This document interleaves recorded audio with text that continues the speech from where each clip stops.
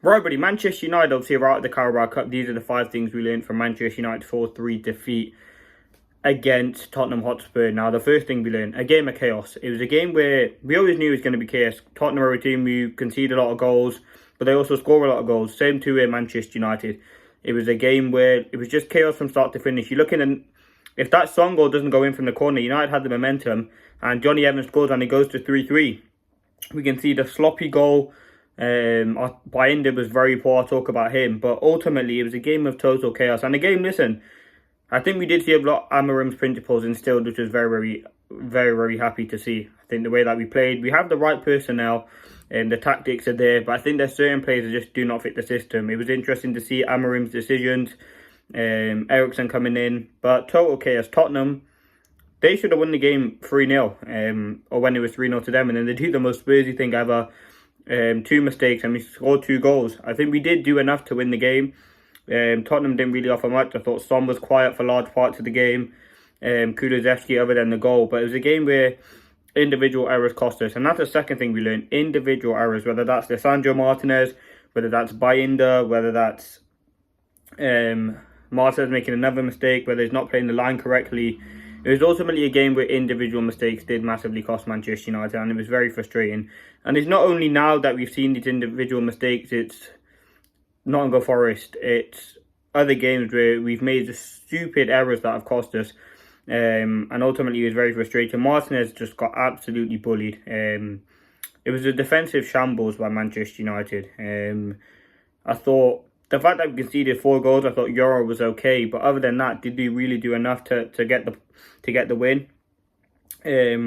I think we did really miss De Ligt in a game like this. He was out due to illness. Martinez, for me, massively struggled. I did not like his performance at all. 2 sloppy errors. I mean, he got absolutely spun by Solanke for that goal. Defensively as well on the shot that Porro takes. Slow to react again by the team, and that ultimately is very frustrating because it was fine margins, and if you do those little things correctly, I think we will improve. There was always going to be a worry about Lisandro Martinez. Could he cover large spaces? Would he be able to do that sort of job? No, I don't. Listen, he will probably start the game against Bournemouth and have a decent game. We know his passage has been good, but the things that we need a defender to do, he's not doing at this current moment. I don't know if it's lack of confidence. He just hasn't looked himself ever since he had that big injury, and it is very frustrating because Lisandro's a player I like a lot.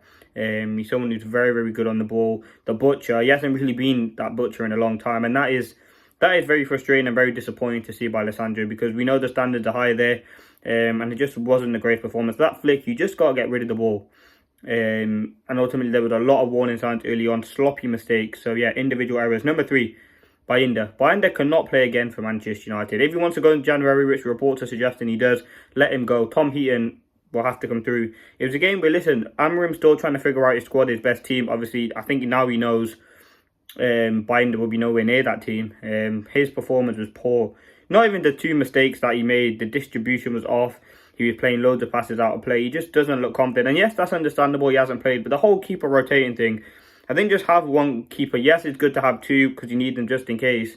But ultimately, for me, to have 1 main goalkeeper, and that for me, I think we were missing Onana in the game against Spurs. Bayindir was very poor. So let's see what happens. I think Bayindir did massively struggle with confidence. I didn't really like his performance, and ultimately, listen, man, it is frustrating. And Amarim, as I said, he will learn a lot. The 4th thing, AMAD is our chief creator. AMAD is absolutely amazing. We've seen it again and again. He comes off the bench. I think he played 41 minutes in the game. He was absolutely brilliant. In everything that he does is fantastic. His pressing, his energy. I mean, that goal, the second United goal just comes from AMAD's press. It's elite. We've seen his energy. We've seen his tenacity. And he is someone who has to start every game. I know Amarim likes to rotate him. You have to keep players fresh. But he is one of those first name on the team sheet. And I do think we do over rely on AMAD. I think he's a player, we know his qualities, but it's going to be a point where he's going to have a patch where he's not that good. Yes, he's on the form at the minute, but as I said, it's going to be a time and we have to rely on other players. And I think Rashford, we don't know what's happening with him. Garnacho, when he came on, he didn't impact the game enough for me. I think priority wouldn't be an inside forward at the minute, but we're going to have to do something in that position because we can't just simply rely on AMAD. He was fantastic yesterday, comes on, gets a goal and assist. I think he had 2 shots on target. His quality was amazing, but again, we need to see more of our chief creators doing that. But AMAD, it's like, just brilliant. That's all you can say about AMAD, really. Now, the fifth and final thing, a left wing back is needed. I haven't touched on this in the other 5 things, but this game really showed. In the City game, in the game against Tottenham yesterday, we're getting the ball so much to Delo, constantly feeding him the ball, getting the ball out wide. We need, if we're going to have a right footer out there, it's going to be someone who's good. It's going to have to be a winger out there. Those wing backs, they call a wing back for a reason. You need a winger in that position. I think Mazraoui as well. He's a competent footballer, but he's not a winger that we need. We need a left wing back and a right wing back for me.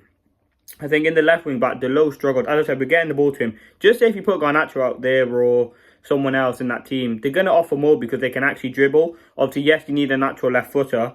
I think that will massively help the flow, putting crosses in. And that's something that we must do in January. That January window is fast approaching. We must get in a left wing back, whether that be Kirkez, Aït-Nouri, Theo Hernandez, Alphonso Davies. Just please bring someone into the team because we're in desperate need. Whether, I don't even care if it's a loan deal. Just get a left back in all means necessary. The left wing back is absolutely essential for Manchester United at this current moment. We're struggling so much in that position. But yeah, let's honestly see what happens. They're the 5 things we learned. Listen, a very frustrating result. We go out of the cup. We did see Amorim's identity. Listen, before the game, if you said to me, we play shocking but we go through, or we play Amorim's identity and we go out, I'd much rather see that identity. And that's something that Amorim has talked about. We're seeing that clear idea. I think it's the right personnel, wrong players in the team. If you look at it, Eriksen, for me, listen, he had a decent game, but he's just no long term. Lindelof, no long term. Anthony, for me, needs to go. Bayinda has to go. Therefore, all the players. Delo, what happens with him? Because his performances have been poor. I know he's more of a right wing back, but does he suit the system? Rashford, I know he wasn't on the pitch, but what happened with him? Garnacho, when he came on, he was poor. There's just so many things that needs to change at Manchester United at the moment. And listen, it was a game, Manchester United had way more XG, but that doesn't mean anything. We had more shots on target, more possession. So there are positives. I think Xerxes scoring a goal when he came on actually did do well. I thought Ugarte in midfield, Yoro at the back. But again, there's so many players, question marks. And Amorim is still finding his best team. Listen, we've got a big game on the weekend against Bournemouth. We'll be previewing that shortly after all the post-match content goes out. But listen, let me know your thoughts. What would you want to see happen with this Manchester United team at the moment? As I said, Bayinda has to go. There were positives. Martinez struggles. Like, if I was to add on an extra thing, it would be Martinez because he absolutely struggled. And in the game against City, there were moments where he struggled. In the game against Pilsen, did he play against Pilsen? I think it was Forest where he struggled. Like, it is concerning over Martinez. But thank you for watching and peace.